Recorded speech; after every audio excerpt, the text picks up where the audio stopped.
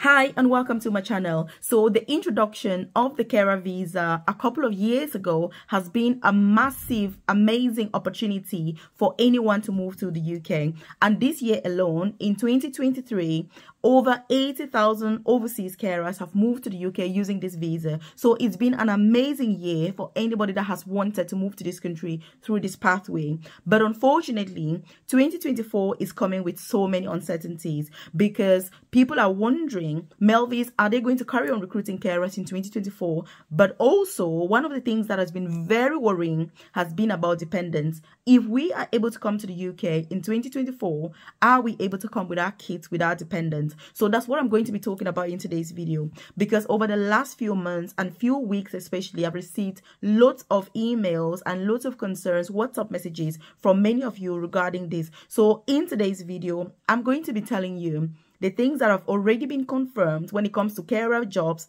and carer visa come 2024, and the things that are still proposals and which ones are likely to move forward, in order to become law. So if you're new to my channel, obviously you're welcome. If you are a returning subscriber, I appreciate your time. I hope that you're finding these videos helpful, but most importantly, that you're implementing the things that I'm talking about and you're using this information to impact on your decision making. So if you haven't subscribed to this family, by the way, take this opportunity now to join in by hitting the subscribe button so that you're the first person to be notified every single day when I drop a new video on here, because I'm on a mission to make sure that you're not only informed about the best opportunities, cost-effective ways, legit ways to move to the UK, but that you also have access to some of the best opportunities that the UK has to offer.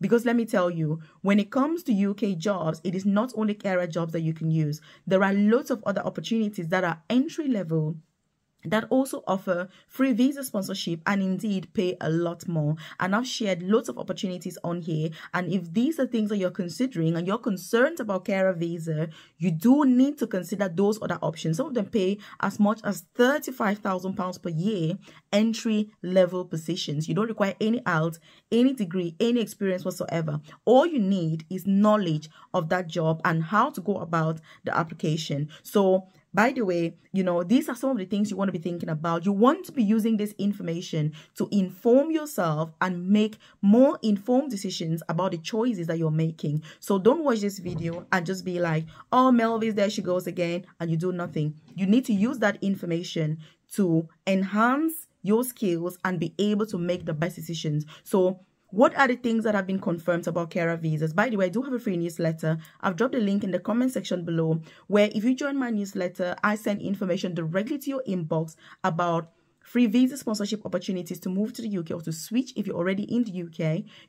Information such as what I'm sharing in today's video, updates from the UK Home Office, immigration rules and laws, policies, career progression opportunities, NHS jobs, apprenticeships, where you will get paid to study in the UK with free visa sponsorship, and lots more opportunities and ways that you can enhance your income in order to work less, earn more, and retire early. Because that's my mission, that's my motto. I don't want to work until I drop. I want to work less, earn more, retire early. So if you check the comment section, you see my newsletter to join. It won't take you 20 seconds. You drop your name and email and you're part of it. You're also going to find my contact details on there. So there's my WhatsApp number as well as my email address. And if you need to get in contact with me, then please do so ASAP. Because when it comes to these opportunities, there is no time to waste. You don't want to leave any stone unturned. You don't want to keep pushing your plans until tomorrow, next year, because there are no guarantees. We could wake up one day and the carer visa has been scrapped. I can see that happening pretty soon. So you need to make sure that you make hay while the sun shines. So what is a law that has already been confirmed or kind of more positive when it comes to 2024? So the UK Migration Advisory Committee has indeed recommended to the government and confirmed that carer jobs should remain on the shortage occupation list. Obviously, they want to scrap the shortage occupation list altogether, but they're going to call it something else. Nursing jobs and all of that are going to be removed from the list. That's what they've recommended.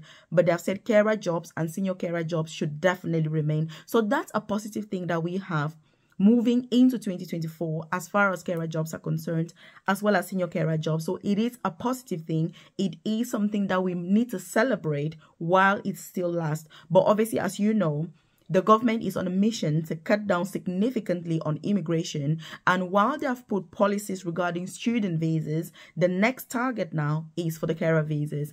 And the reason for this is that they have found that for one student that you bring, for example, they're going to bring 3 other dependents. And by the way, if you're watching this and you're wondering who I am, so my name's Melvis. The reason why I'm passionate about these opportunities and sharing them with you is because I also started my UK journey as a carer in a nursing home. I cannot stress this enough. The fact that I empathize with you colleagues that want to move to the UK through this pathway, those of you that are already in the UK, because you know, sometimes you can feel very stuck. So I currently work as an advanced nurse practitioner, which is the most senior clinical nursing position. And so I transitioned from a carer, I've done a couple of apprenticeships after my nursing training to then, getting into this senior position. So it's been a lot of hard work, but I'm here to tell you that it is possible. If you're watching this and you're feeling stuck in your situation, you're in the UK, you're thinking, oh my goodness, how do I start? You're out of this country, you're thinking, oh my goodness, my age, what do I do? Is it for me? Is it worth it? It is worth it. You need to take action today,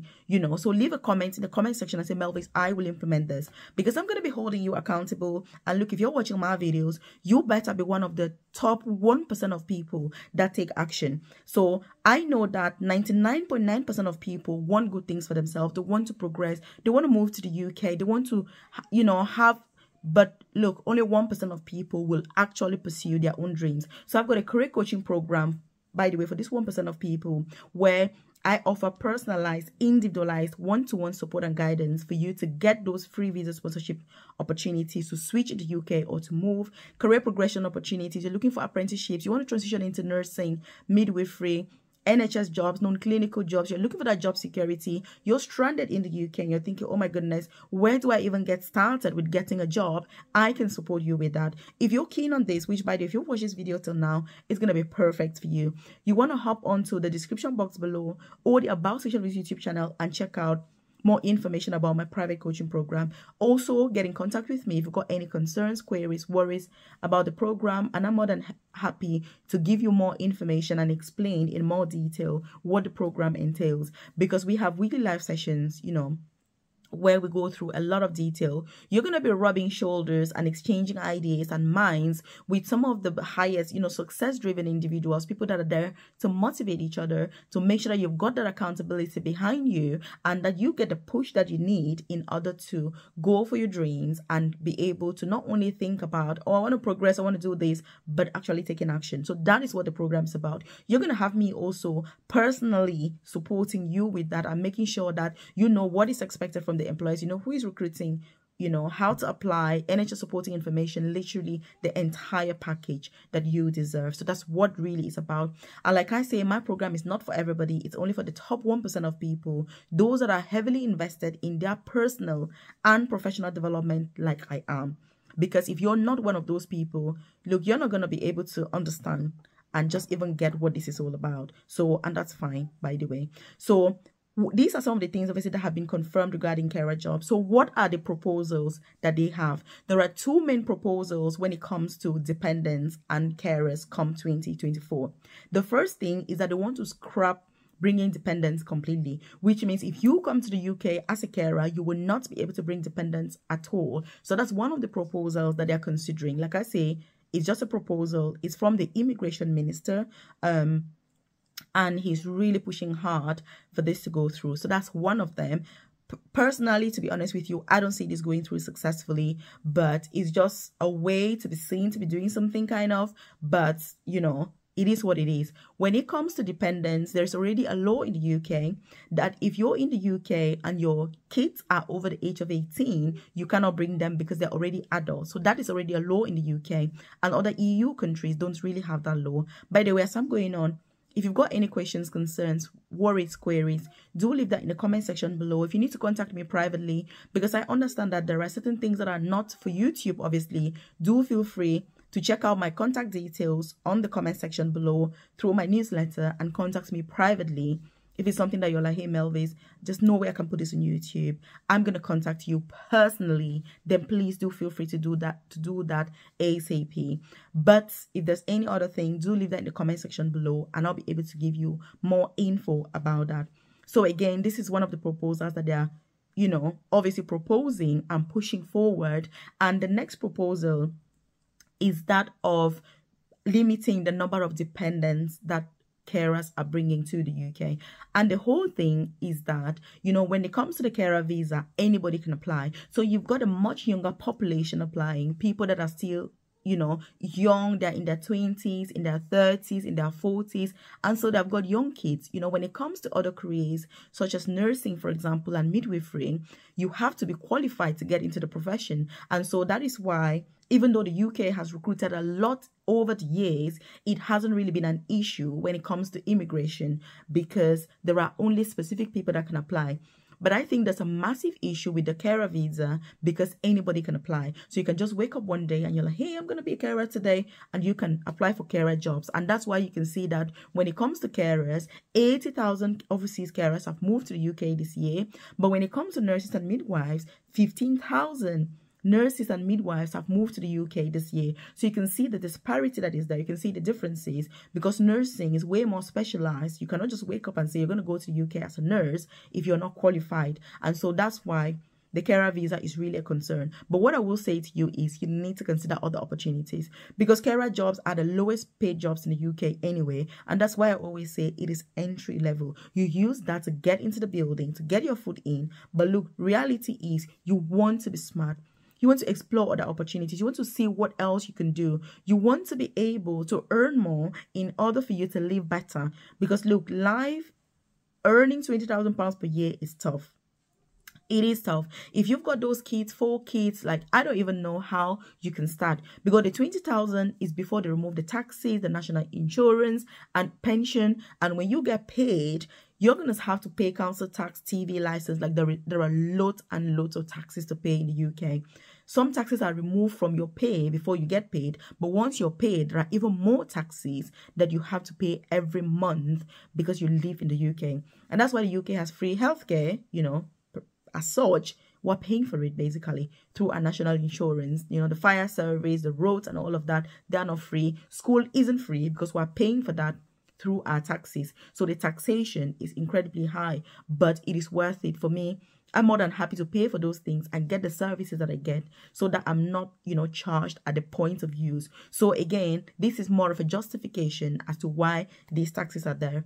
But that is one of the proposals. So when you think about reducing the number of dependents, I'm not sure how this is going to work. I've tried to check the government documents to see any proposal about what criteria they're going to use to decide on which dependents they can bring. But the only thing they've said in the government, you know, proposals is that they're going to limit the number of dependents to 1 dependent only. So whatever that means, we're not sure what age group that's going to be. Are they going to say you can only bring kids under the age of 10, for example? Like I said, there's already a law now that if you've got kids over the age of 18, you cannot bring them to the UK. So they may just put an age restriction so that, you know, that's the case. But, you know, they haven't really provided more detail regarding that, and that's really something that I've been looking for before I share this video. But I think because there's a lot of anxiety, a lot of concerns, many people are worried, that's why I thought I should share this now. So the best thing to do is always start applying for opportunities now, because right now as we speak, if you've got 50 kids and you come to the UK on a carer visa, you can bring all 50 kids, you know, and it's fine. So you don't want to be waiting tomorrow and pondering. And some people are like, hey, Mel, I haven't started this journey. I'm thinking, get started today. There's no need making excuses. There's no need looking for reasons why you should start tomorrow. Get started today, because that's the point of it. Because if they stop the dependence tomorrow, like, what are you going to do? So again, and again, just one thing, in case you're watching this, by the way, and you're already in the UK and you're wondering, is it going to affect people who are already in the UK? Well, the laws are always affecting the people that are doing it after the law is granted, which means if there's a law, if you're already in the UK now, it doesn't always affect the people who are already in now. It always affects people that are still to come to the UK or that are still to do that thing, whatever the thing is. It's like the student visa. If they say from January, which they've said, you're not able to bring your dependents if you're not on certain courses, if you move to the UK in December, you will not be included in that law because you came to the UK before the law was implemented. And that's why taking that action always makes all the difference. So the people who are always like tomorrow, next year, those are the people that really do get affected. So again, What do you think about, these proposals? Again, like I say, these are only proposals. None of it is confirmed yet. They're not set on stone. We don't know yet what's going to happen. But the immigration minister, I listened to a radio interview 2 days ago that he was doing, and he was talking about he is really keen on getting these laws forward. But apparently, as per anything else, there are people who are against these. Many of the healthcare organizations are against this particular law because they are saying we need these carers to come to the UK, and we don't want to deter carers from coming because they are needed. And so, again, like I say, we can only just wait and see. And if you need that personalized, tailored, individualized guidance to get started today, do make sure that you check out my private coaching program. Check my contact details, obviously, in the comment section below. Get in contact with me. You can contact me on WhatsApp, my email address, join my newsletter, so that I can guide you with that journey so that you get started today. Because like I say, we're going to wake up one day and they're going to make an announcement and say they're stopping the carer visa. Because that's how it started. We woke up one day in the UK and they were like, hey, overseas carers can move to the UK. It's a new thing. It's only been for a couple of years. So again, you want to make sure that you share this obviously with your loved ones, encourage them to apply. If you're applying and you're getting unfortunate emails, don't worry, keep improving on your application. Make sure that you know how to apply, you know what they need, you understand the job inside out. Otherwise, it's very, very difficult to get these jobs. And if you're somebody who wants to move, don't be tempted to hear this and get the wrong pathway to move to the UK, because you're going to be worse off when you get here. Follow the legit pathway, be patient with the process, be patient with the journey, and you're going to get a job, So I've just linked up this video here just to give you more ideas about other opportunities in the UK so you can pursue them. And I do appreciate your time. Do make sure that you implement all of what I've said, and I'll see you in this video right here.